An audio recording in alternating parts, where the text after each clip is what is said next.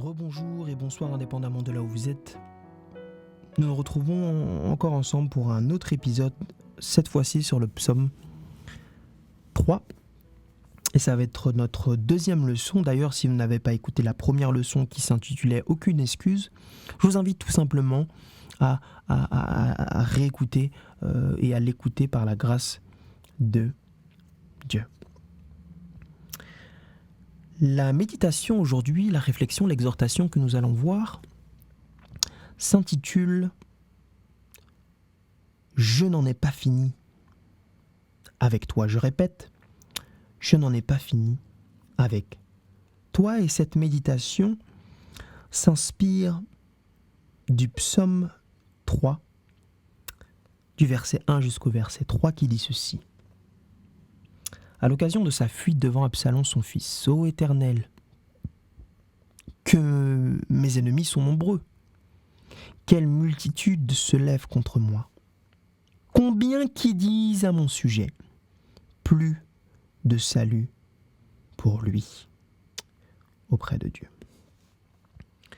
J'aimerais vous raconter d'abord une histoire, l'histoire d'un enfant âgé de 13 ans, qui s'appelle Daniel Fitzpatrick, qui est originaire de Staten Island, aux États-Unis. J'aimerais vous raconter son histoire.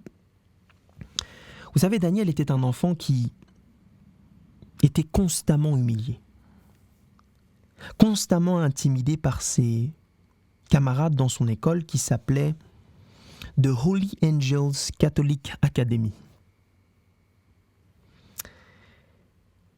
Mais voyez-vous, cet enfant Daniel, à cause de ces constantes humiliations et cette intimidation, malheureusement, a décidé de se suicider. L'enfant Daniel fut retrouvé par sa sœur aînée au grenier de leur maison et il fut trouvé suspendu à une ceinture enroulée autour de son cou. Et lorsqu'ils ont cherché, fouillé et enquêté le grenier, ils ont trouvé une lettre qu'il avait écrite et lorsqu'on lit cette lettre, elle indique que ses camarades se moquaient de son poids, qu'ils le harcelaient en permanence. Et il a écrit à la fin de sa lettre, tout simplement, « J'abandonne ». C'est une histoire, mes frères et sœurs, qui est très bouleversante et qui est malheureusement une réalité pour beaucoup, de jeunes et de moins jeunes. Ce que malheureusement ont dit les autres de ce jeune Daniel de 13 ans seulement, qui avait toute sa vie devant lui. Finalement, ce que ces personnes-là ont dit de lui en permanence, il a commencé à les croire. Et inéluctablement, il s'est dit qu'il ne valait rien et que c'était fini pour lui. Il a simplement décidé d'abandonner. Quelle histoire, je le répète, mes frères et sœurs, tragique. Il est mort sans espoir qu'une autre personne peut-être existait qui ne pensait pas du tout ça de lui. Et que même si pour eux il était fini dans le sens où il était gros et puis c'était fini pour lui, il allait rester comme ça toute sa vie. Pour quelqu'un, un être qui s'appelle Dieu, ce n'était pas le cas.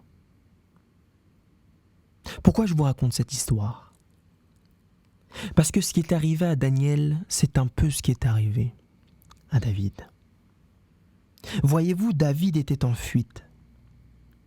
Et quand il était en fuite, les gens disaient à son sujet dans Psaume 3, le verset 3, « Plus de salut auprès de lui, ô Dieu ».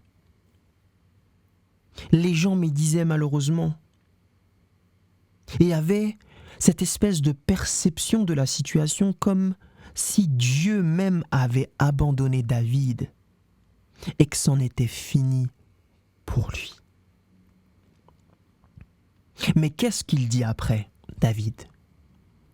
Parce qu'il avait cette espérance en Dieu et que surtout il avait une bonne perception de Dieu.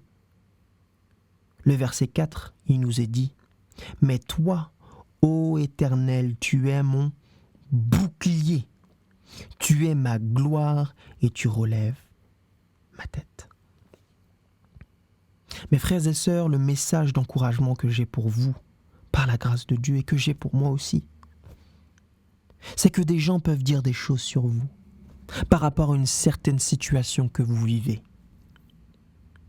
Ça se trouve même, vous êtes mis vous-même dans cette situation. Peu importe, il n'est pas question de ça. Vous avez même peut-être fait des erreurs dans votre marche chrétienne. Et malgré peut-être même vos excuses, votre réelle repentance, vos luttes, les gens de la société, de votre famille, et peut-être même malheureusement, et je le dis avec tristesse, parfois même dans l'église, se disent entre eux de vous, il ou elle est fini. Tu en as fini avec lui et Dieu l'a sans doute abandonné. Mais j'aimerais vous dire en ce jour que Dieu n'en a pas fini avec vous. Il reste votre bouclier. Il reste votre gloire. Et il peut, au nom de Jésus-Christ, vous relever. Votre salut, mes frères et sœurs, ne se trouve pas en ce que les gens pensent de vous, mais il se trouve plutôt dans ce que Dieu pense de vous. Et qu'est-ce que nous dit Dieu ? Que Dieu est notre bouclier, que les projets qu'il a pour nous ne sont pas des projets de malheur, de tristesse, mais au contraire de joie, de prospérité et surtout d'obéissance et de sainteté. Votre salut se trouve en lui et votre valeur et la mienne ne se trouvent qu'en lui et ses promesses. C'est le simple message d'encouragement ici que je pense David voulait nous dire.